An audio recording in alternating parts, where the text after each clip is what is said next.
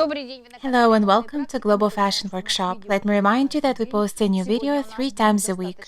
Today we'll have quite a long video because I'll be presenting two finished garments. The first garment is this trench coat that I made for myself around beginning of February, made in this French Batiste.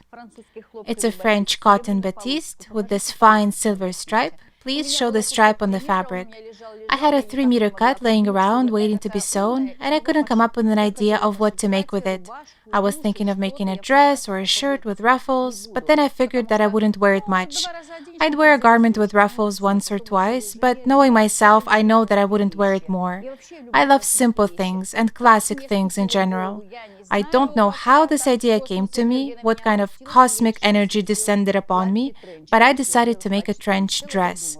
Then I sat down and started thinking to myself, how am I going to wear this trench dress? Over what, with a slip dress underneath? No, I wasn't interested in that. So I decided to make a Batiste trench coat. So now look at me and share my joy that I'm so fabulous in this Batiste trench. It features a collar, it's double-breasted, it has these storm flaps. They're lined with this plain Batiste without the silver stripes. I'll show you everything on the table. The sleeves are turned up, the back, pockets, and the belt, and it's double-breasted with these French buttons. These French buttons are made in real mother-of-pearl. I really love these buttons. Very beautiful classic buttons, and they match this trench perfectly. I want to stand here a bit more so you can see the trench in all its glory. I think this trench will be in high rotation in my wardrobe this coming season because I can wear it over a dress. I made myself a white sheath dress. I will be showing it to you as well. The sheath dress is not so basic, as I made interesting design lines on it. I will show you everything. The dress is lined. But it doesn't mean that I'll always be wearing this trench with this dress that I'm wearing right now.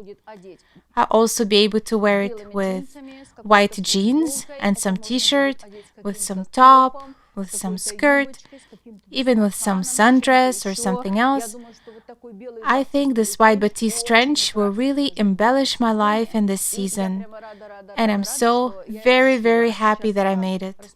And now I'll open it and show you how it looks like when worn open. Then I'll show you the dress on me without the trench, and then I'll be showing you both garments on the table. So it will be interesting. I'll show you various interesting design and drafting elements. See here, there's an inner button. Here it is. It fastens here so that this side is held in place, and then it fastens here. So here it is open. I'll be enjoying wearing it like this. I think when I'll be strolling around in this trench, I'll be making this world more beautiful, because I think I'm the only one who came up with the idea to make a Batiste trench like this one. Of course, maybe someone else also thought of it. Please don't be offended. And because I had 3 meters of fabric and some pieces were cut in plain Batiste, such as the front facings, the linings, we had enough fabric for the belt and the storm flaps and the pockets and the wonderful collar. We had enough fabric for everything. I'm very pleased with my Batiste trench. I'm just happy, very happy. Now I'll place the trench on the table and will show you my sheath dress. What I like the most in the sheath dress are the shoulders. You know how much I like these narrow shoulders. I love the straight, beautiful line and these two straight arm side lines. This is what you need to learn how to do, to make beautiful lines. I made a lecture about the beauty of lines, and we must always remember that every line we trace must be beautiful, not during sewing, but when we're drafting. When we draft beautiful lines, our finished garment will be beautiful. If we draw some kind of random lines and hope for the best, this will not give a beautiful result. Next, there are 2 princess seams. Here they are. The back also has princess seams. The dress is new, of course, and crepe has a tendency to stretch a little when worn. So the dress will still stretch a bit after I sit somewhere. Princess seams. Here I have bust darts that were drafted into these decorative lines. They meet at this point, and from this point there's a center seam going down. On the back, it also has two princess seams. Absolutely wonderful sheath dress. I'll be wearing it with white shoes, with black shoes, with any kind of jewelry. These kind of simple dresses, which don't have any draping here or any kind of complex design elements or lace inserts or anything else, are perfect for me because I really love to wear jewelry. I'm very pleased with this sheath dress. Now I'll show it from all the angles.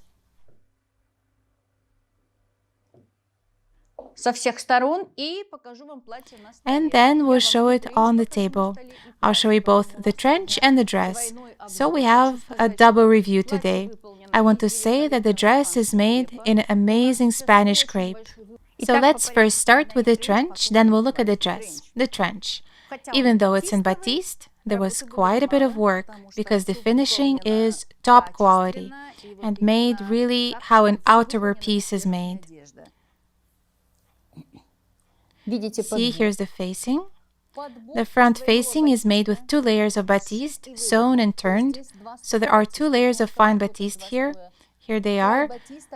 The edge here, it's not overlocked, it's not bound, it's simply sewn and turned, and it gave this closed, neat edge. On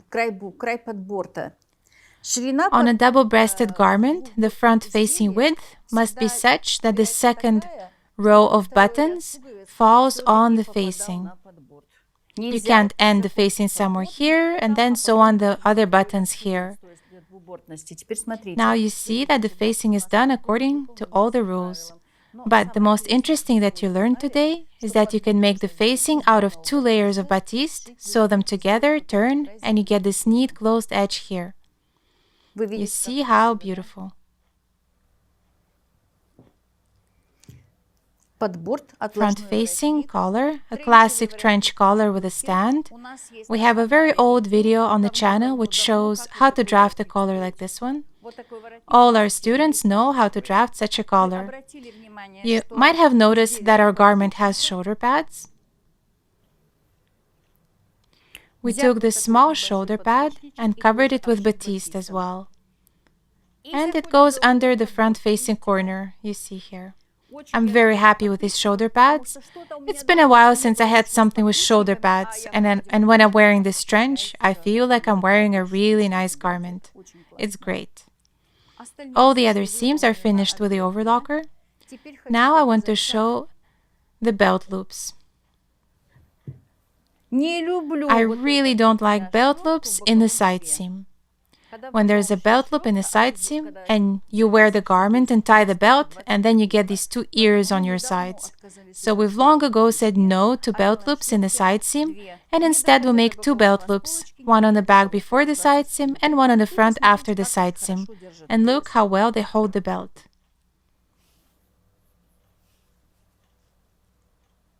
You see, right? Note what a wide hem allowance we have.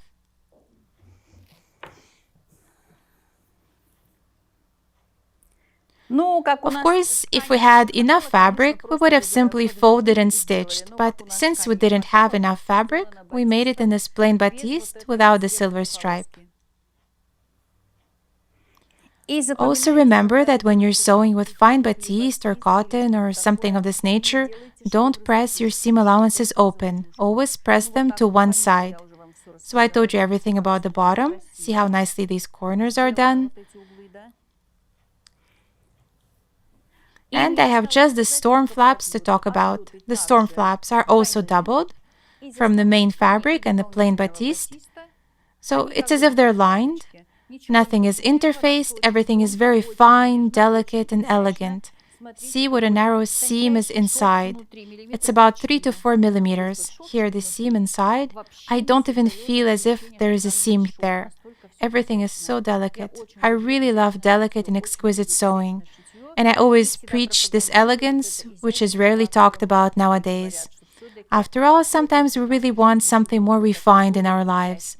All this modern digital world, all this modern and grunge style, all this is good and has a place, I have nothing against it, but sometimes I want to hold something truly beautiful in my hands.